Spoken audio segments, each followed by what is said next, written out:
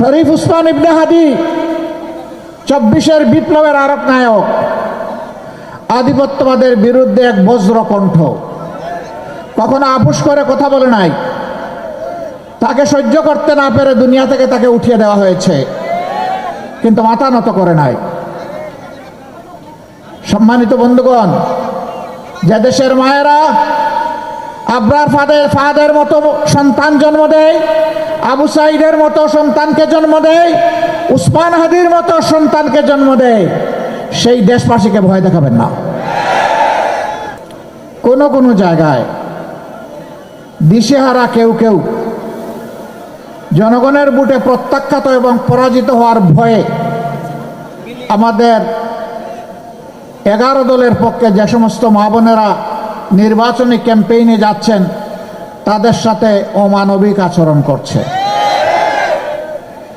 অভদ্র আচরণ করছে। আমরা তাদেরকে বলি, নতুন করে সুড়সুড়ি দিও না, আমাদেরকে পরীক্ষা করার কিছুই নেই। দলটি এমন, তার কর্মীরা এমন, তার শুভাকাঙ্ক্ষীরা এমন, তাদেরকে যারা ভালোবাসে তারা এমন যে হিমালয় পর্বতের সামনেও তারা মাথা নত করে না।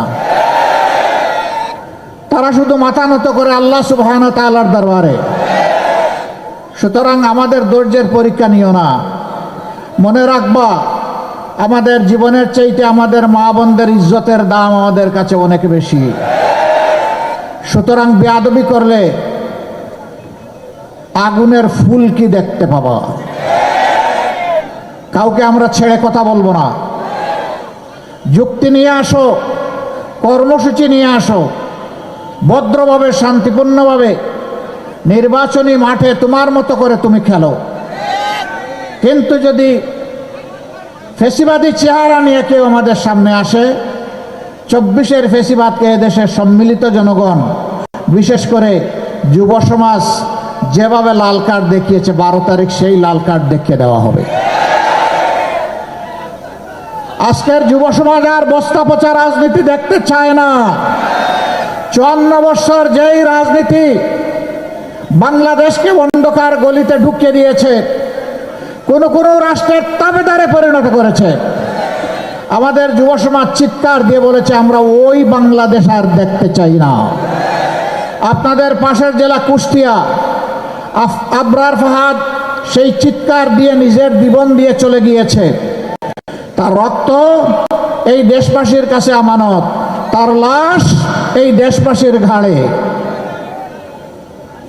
ঠিক একই আওয়াজ ডানা মেলে যুবকদের আইকন, বেগম রোকেয়া বিশ্ববিদ্যালয়ের কৃতি ছাত্র আবু সাইদ চিৎকার দিয়ে বলেছিল, হয় আমার অধিকার দে, না হয় আমাকে একটা গুলি দে। ডানা মেলে বলেছিল, বুকের ভিতরে তুমুল ঝড়, বুক পেতেছি, গুলি কর। পিঠ দেয় নাই, বুক দিয়েছিল। জানতো গুলি করলে দুনিয়া থেকে তাকে বিদায় নিতে হবে, কিন্তু গুলিকে পরোয়া করে নাই।